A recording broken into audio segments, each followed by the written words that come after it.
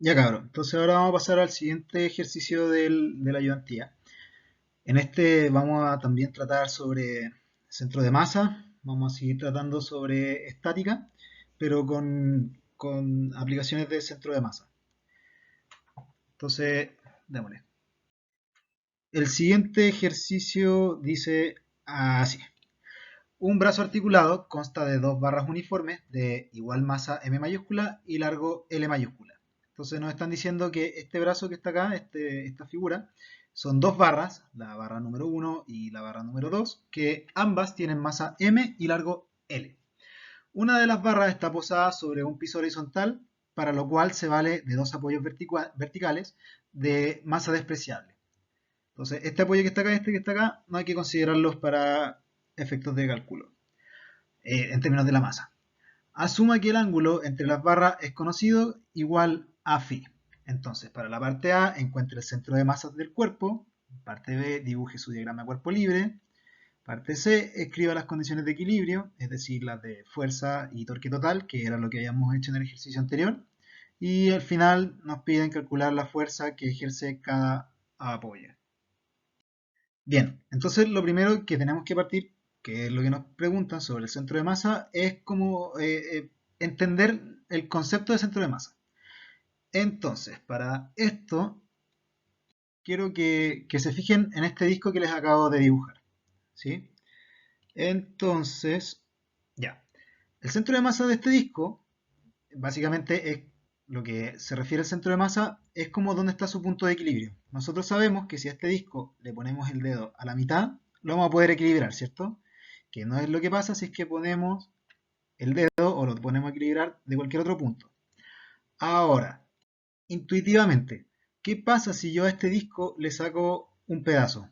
El centro de masa ya no va a estar al medio como lo teníamos delante, ¿cierto? Sino que se va a desplazar hacia, en este caso, la derecha, siendo este que está acá, este punto, el nuevo punto de equilibrio, ¿sí?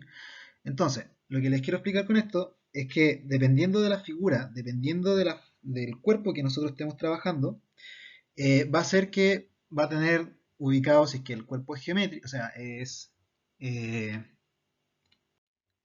simétrico, esa es la palabra, si el cuerpo es simétrico, nosotros vamos a tener, y, y además su masa está bien distribuida, o sea, uniformemente distribuida, y además es simétrico, ahí sí, nosotros vamos a tener que el centro de masa va a estar ubicado al medio. Pero si este no es el caso, entonces vamos a tener que encontrar ese centro de masa.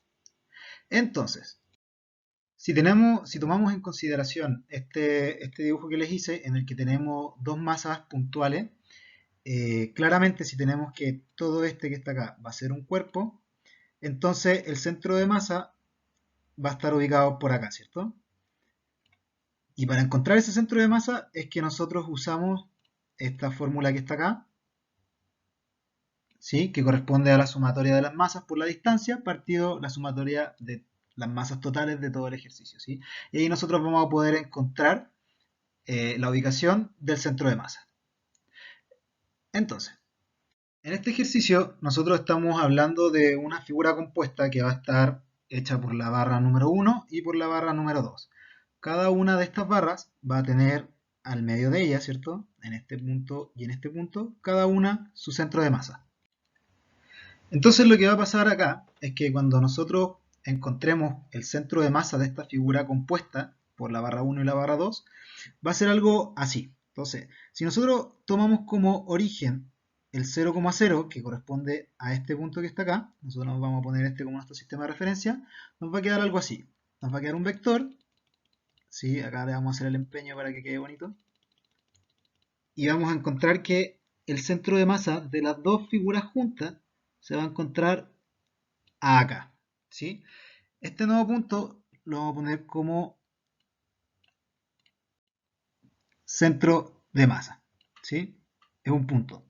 Ahora, cuando nosotros hacemos este cálculo mediante la fórmula que les di anteriormente, nosotros lo que estamos calculando en verdad va a ser este vector, ¿sí? Y este que está acá le vamos a llamar R vector, ¿ya? Nosotros vamos a tener que usar la fórmula anterior para encontrar ese vector. ¿Cómo lo hacemos? De la siguiente manera. Uf, está es diferente hacer clase con esta modalidad, pero démosle. Entonces, dado que ese centro de masa que nosotros queremos encontrar, el cual habíamos ubicado, ¿cierto?, en este punto, tiene un componente tanto en el eje X como en el eje Y, ¿cierto? Este que está acá va a ser un punto que tiene un componente X, Y. De aquí voy a ir un poquito más lento para que me vayan siguiendo. Vamos a usar, acá vamos a usar esta fórmula que corresponde a la fórmula de centro de masa y vamos a ir por cada masa independiente de la figura, que son la barra número 1 y la barra número 2. La barra número 1, nosotros podemos notar que solamente tiene sus componentes en el eje X, ¿cierto? No está bajo ninguna circunstancia en el eje Y. Entonces, nosotros sabemos que el centro de masa de la barra número 1 va a estar justo a la mitad, ¿sí? Entonces, aplicando la fórmula, nosotros vamos a tener que la masa de esa barra va a ser m por, ¿cierto?, la distancia donde va a estar su centro de masa, que en este caso va a ser L medios, y eso va a ser en el eje Y tongo, correspondiente al eje X. Entonces, denme un segundo, ahí está. Haciendo esto, nosotros llevamos la primera parte de la sumatoria, ¿sí?, que corresponde a I igual 1, que va a ser la barra número 1, que va a ser la multiplicación de la masa por la distancia de donde está el centro de masas de esa barra. Y ahora nos queda hacerlo para la barra número 2. Entonces, siguiendo la sumatoria, ya hicimos para la barra 1, nos queda más lo correspondiente a la barra 2. Y acá se pone un poco más interesante, porque la barra 2, su centro de masa, va a estar tanto en el eje X como en el eje Y. Nosotros sabemos que de aquí a acá sigue habiendo una distancia de L medios, ¿cierto? Pero ahora nosotros vamos a tener que descomponerlos tanto en el eje X como en el eje Y. Por lo tanto, para hacer la descomposición, lo multiplicamos por el coseno y por el seno, según corresponda en los ejes, ¿cierto? Y como es natural, tenemos que multiplicarlo por la masa, como dice la fórmula. Finalmente, todo este término tiene que ir dividido, como dice la fórmula, nuevamente, por la sumatoria de todas las masas que nosotros estemos evaluando, que en este caso va a ser la suma de la masa de la barra número 1 más la masa de la barra número 2, lo que nos va a dar m más m igual 2m. ¿Sí? Entonces lo que nosotros acabamos de calcular es un radio vector, un R vector, perdón, que va desde el punto 0 hasta el punto donde está el centro de masa.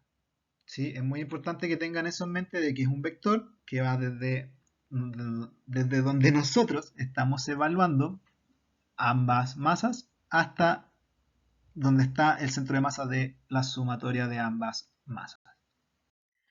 Ya, entonces, a partir de la expresión anterior, aquí vamos a ir un poquito más rápido. Ustedes juegan un poquito con álgebra, ¿sí? Si factorizan acá, van a tener que, agrupando términos, todo lo que corresponda al eje y tongo, lo juntan con lo que es y tongo de la otra figura, o sea, de la otra masa, y lo mismo para J. Despejan un poquito y les va a quedar que R vector es esta expresión que está acá. Entonces, este R vector me está diciendo que el nuevo centro de masa está ubicado en el punto L cuartos por 1 más coseno de phi en el eje X y L cuartos por seno de phi en el eje Y. ¿Sí? Entonces ya tenemos calculado con esto el punto del centro de masa. Entonces, ¿cuáles serán las aplicaciones para esto? Se preguntarán ustedes.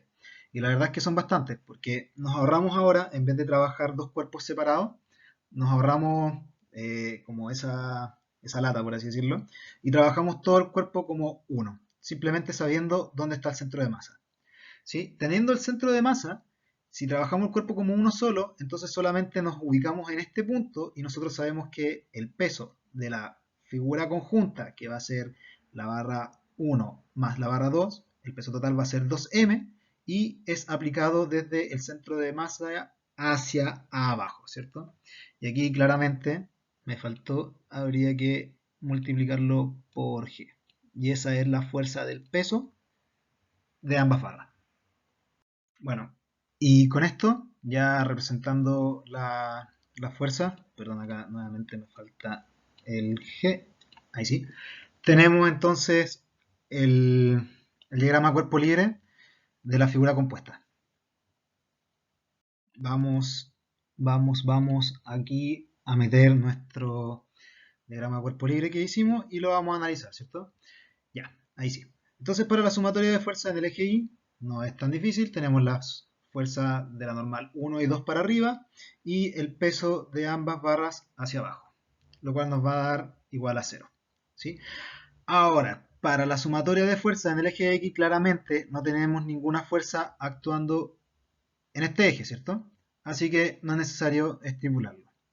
Pasamos entonces a la sumatoria de torque. Bueno, como lo hicimos en el ejercicio anterior, aquí ya tenemos que elegir nuestro sistema de referencia. Vamos a elegir el punto 00, donde está la unión entre ambas barras. Y vamos a empezar a hacer por cada una eh, de las fuerzas que estamos analizando. Entonces, partiendo con la normal número 1, se nos va a ir a 0, debido a que está a una distancia igual a 0 con respecto a este punto. La siguiente fuerza que vamos a analizar va a ser la normal 2 en este punto, que va a estar a una distancia L. ¿Sí? Esto que está acá nos va a quedar con signo positivo debido al producto cruz. Ustedes pueden aplicar la regla de la mano derecha para que comprobar el signo. Ahora, para analizar el torque realizado por el peso que va hacia abajo, ¿cierto? Nosotros tenemos que encontrar esta distancia que va desde el punto 00 hasta donde es aplicado, ¿sí? Ok, para esto tenemos que analizar un poco la geometría del problema, y si es que nosotros tenemos que este vector que está acá va a ser el correspondiente a R vector, ¿cierto? Por lo tanto, todo este trazo que está acá, todo este tramo, va a ser R por el seno de phi. Este phi que está acá, ¿sí? Corresponde al que se encuentra acá. Y este lo podemos sacar como por relaciones trigonométricas a partir del phi original, que es el que tenemos acá. Entonces tenemos que, volviendo a nuestra diapositiva anterior, esta fuerza que corresponde al peso va a estar multiplicada por esta distancia que corresponde a la distancia desde el punto 0 hasta donde he aplicado el peso. Y por el producto cruz tenemos que el signo va a ser negativo. Ya, buenísimo. Entonces, para seguir con esto, vamos a tratar de hacer un dibujito acá. Tenemos la barra 2, la barra 1, muy bien. Tenemos el centro de masa en este punto y que la fuerza correspondiente al peso va hacia allá. Tenemos que desde acá hasta acá, representado en verde, corresponde a R seno, ¿sí? Y despejando el seno, nos va a quedar que va a ser igual a esta expresión que está acá. Eso último que acabamos de hacer es para poder reemplazarlo en la siguiente parte, ya que para la parte D nos piden calcular las reacciones en los apoyos, en la normal número 1 y normal número 2, ¿sí? Ahora, usando la ecuación 2 que provenía de la sumatoria de torque, vamos a tener esta expresión que está acá, ¿cierto? Con lo que acabamos de hacer recién, nosotros pudimos calcular cuánto vale este seno de phi. Y lo podemos reemplazar acá, y con un poquito de álgebra podemos despejar la normal número 2 y nos va a quedar esta expresión que está acá.